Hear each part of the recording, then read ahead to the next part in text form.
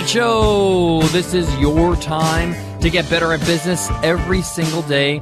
10 minutes a day with our daily 10-minute business lessons for the real world. I'm your host, your coach, your teacher, Omar Zenhom. I'm also the co-founder of the $100 MBA, a complete business training and community online. And today is part 2 of our 2-part lesson on creating a sales page that converts. If you have not listened to part 1 of this 2-part lesson yet, yesterday's episode, hit pause and go back and listen to part 1. This lesson will make a whole lot more sense once you've listened to part 1. If you're all listened up, let's jump into it. In today's lesson, we're going to talk about your actual checkout page, where people put in their information, their name, their email address, their credit card information. That process, how do you make sure people actually go through the process and actually purchase the product or service? It's not over until they actually buy. You got to make sure that it actually converts. I'm going to give you some tips when it comes to your actual checkout page. We'll also talk about how to make sure you have risk reversal, a chance for the customer to try your product or get a sample of it so they know they're making the right choice, and it reduces returns and refunds. All right, guys, let's jump into part 2 of this lesson. Let's get down to business.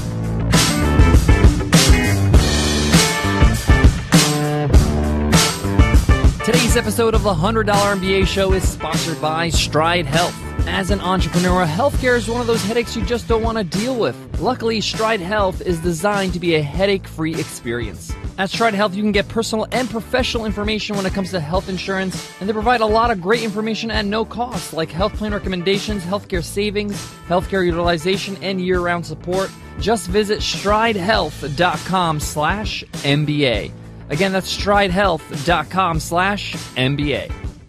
So in part 1, we covered the basics of an effective sales page, how to make sure it converts by defining the problem, defining your solution to the problem, and showing how the price of your product or service is way below the value of what they're actually getting. So they're interested. They click on the buy button or add to cart button, and they move on to the next step. The most critical step of the sales process, the checkout page. Now, some websites, some businesses have 3 or 4 steps on a checkout, and that's 3 or 4 pages. Personally, I do not recommend this.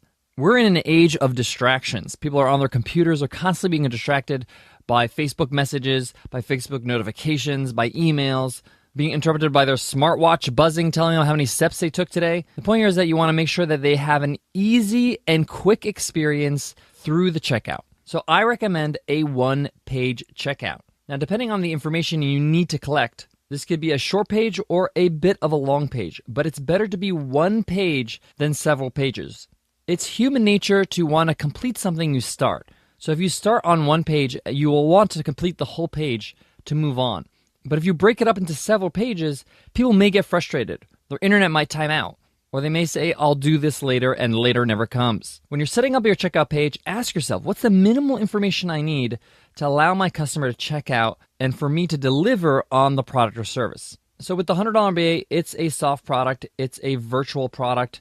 They get a username and password, and they get to log into the user experience and have access to all our materials and the community as well. So we don't need an actual physical address for shipping. So we don't collect that information. We do collect the billing address because our checkout process and our payment gateway needs to verify the billing address with the credit card. But we try to keep it as minimal as possible. We ask them for their username, the username they want to set up for their account, a password, they confirm their password, an email address, and they confirm their email address. And that's the account information. We need this so they can set up an account. Then we ask their billing address, which includes very basic information like their first name, last name, their address, and a phone number. Then lastly, their payment information. Their credit card number, expiration date, the CVV number, and then we have an area for a discount code, and this may or may not be applicable to your business, but sometimes we offer discount codes, and we need a place for them to be able to supply a code and apply it to their actual order. And that's it. They hit submit and they check out. We let them know on the bottom that when they click on the button above, meaning the submit button, they will be charged and they agree to the terms and conditions. And we link to those terms and conditions and the privacy policy right there on the page. And you make sure the link actually opens up in a new tab and not within that same tab, because we want to make sure that they're on the checkout page, they complete the page, and they check out. Next, you need to make sure that your page is secure. So if you're collecting information on your actual website, and this is sensitive information, it's personal information, you want to make sure you have an SSL certificate. Now, what's an SSL certificate? SSL certificate, in short, connects with your server with a private IP address. And it creates that little lock icon in the actual browser. And this lets people know that this is a secure IP address and your information will not be stolen. Purchasing an SSL certificate is not difficult. You can go to ssls.com and they have some really great deals over there. And you can get one as low as $10 a year. Awesome. So it's a short checkout process. It's efficient. It's safe. It's secure. Once they hit that checkout button, they get charged, obviously, with your payment gateway. And then you want to welcome them with a fun and interesting page. Thank them for being a part of your business, being a customer. Show a little personality. For us at the $100 MBA, and we don't want to ruin the surprise, but we have a little fun thing that we do when anybody checks out with us. And it shows our personality and lets them know that we are pumped to have them. Now, tomorrow's lesson is all about what do you do after the sale? They've become a customer. How do you make sure they're a happy customer? That they have a great experience with you? And you follow up with them so they stick, so they don't have any kind of remorse. But we're going to save that for tomorrow. What I want to talk about for the rest of today's lesson is risk reversal. You want to make sure that people feel like there is no risk for buying your product. And you can do this with a few things. Make sure it's clear on your sales page if you have a return policy, that the return policy is easy and clear to read. If you have a money-back guarantee, 30 days, 60 days. For webinarninja.co, we have a 60-day money-back guarantee. We make it very clear that with our annual and lifetime plans, that this is our policy. You have 60 days. We want you to try the webinars out and give it a shot. And we encourage people to just give it a shot. And then worst case scenario, if it's not a good fit for you, you can return it within 60 days. And that way you show people you put your money where your mouth is. We do something a little bit different with the $100 MBA because it's a lower price item and it's a lifetime membership and it's a lot of content and it's a content product. We give a lot of freebies out. You know, we give a lot of free guides. We have a free course called The 5 Steps of Ideal Validation in the Real World. And we put free course up in the header so they could see it on the sales page. And that free course gives them a sample of what they would get if they become a full member. It's one of our courses. It's actually one of our courses inside the $100 MBA. And it's a test drive. It's a great way for them to get a feel of our lessons, of the quality of our videos, of the workbooks, of how easy it is to ask questions and get answers. So having a free trial or having a free course gives them a chance to get a clear understanding of what they're getting into and find out if it's right for them, and also gives them the confidence that these people are trustworthy and they're putting their hard work in front of them, and it makes them more of a confident buyer. That's what you want. You want somebody who's very confident when they're buying. When I want to buy a new computer, I'm very confident when I go to apple.com because I know exactly what I want. I know I want an Apple. You want people to have the same feelings towards your products and services. Guys, I got more on today's topic, but before that, I got to give love to today's sponsor, Stride Health. I sat down with founder and CEO of Stride Health, Noah Lang, and asked him a few questions. So Noah, why did you start this company, Stride Health? What was the original problem you wanted to solve? I started Stride Health because there's not enough clarity for individuals, typically self-employed individuals, to make a smart decision about the right health plan for their year. Some of us end up making a decision, but not always a smart one. And a lot of times that's because there isn't enough information. I wanted to make the information that the insurance companies have had for many years and your doctors have had for many years accessible to you as an individual, and then package it up in a great piece of software so that you can make an intelligent investment in your health and protect your income stream for the coming year. There's a dramatic imbalance in the marketplace as to who owns that data and what information is transparent. So the passion for me was to create an experience that levels the playing field.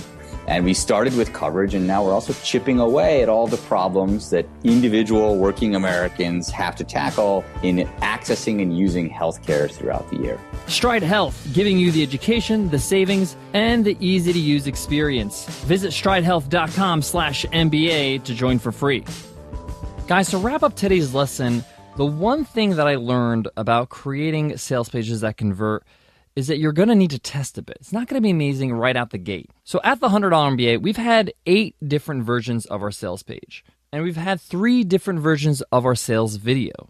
As we improve, as we grow, we want to change our sales video to reflect that. But with the sales page, you want to test what converts best for your audience. For example, with webinarninja.co, we realized that a longer sales page with more information and detail converted better. People wanted to read more information about what they're getting in the software. They didn't want to find out later on as a pleasant surprise. They wanted more visuals, more images. And the way I found out is because I created one. When I added more details, it converted better.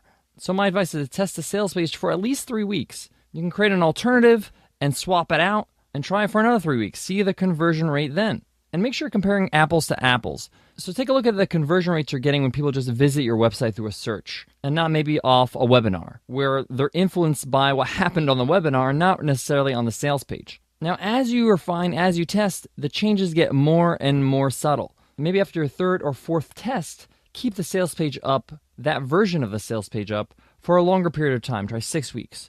And eventually you'll get to a sweet spot. You'll understand this is exactly what my audience is looking for. I encourage you not to compare yourself or compare your sales page to your competitors. It's going to confuse you. Just create it based on the rules we discussed in this 2-part lesson. And then test, test, test. All right, guys, that wraps up today's lesson. I hope you enjoyed it. If you love the $100 MBA show, show us some love. Drop us an iTunes rating and review and let us know what you think of the show. And remember, everybody who leaves us an iTunes rating and review enters our weekly random draw to win a lifetime membership to the $100 MBA Training and Community. Every Friday, somebody wins a free ride, and all you got to do is leave us a rating and a review to enter the draw. Here's a review from Muhammad Satari. Muhammad says, enthusiastic, energetic, friendly, and powerful. It's about 2 weeks that I've been listening to the show, and I feel way more informed and familiar with the world of business. Even if you just want to start the journey, this show is going to be your guide, and after each episode, you'll tell yourself, let's do business. Thanks to all the team. I wish you the best.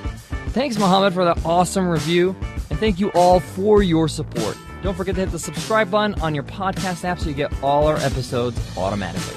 All right, guys, I want to leave you with this.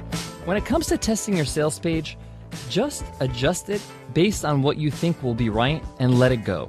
Let the data speak for itself. Don't keep tinkering with it. That's an epidemic that happens amongst entrepreneurs. They just analyze to the max. You don't want to do that. You want to keep focusing on your business, keep doing great work, keep producing great content and great information. You want to keep doing. Don't tinker with the site, don't tinker with the sales page forever when you're making the adjustments. Make the adjustments, move on, let the data speak for itself. Make a decision on the changes you're going to make based on the data, and that's it. Don't fiddle with it. Don't spend too much time on it. All right, guys. I hope that helps, and I hope to see you in tomorrow's episode where we talk about what to do after the sale. How do you make sure the sale sticks? All right, guys. I'll see you then. Take care.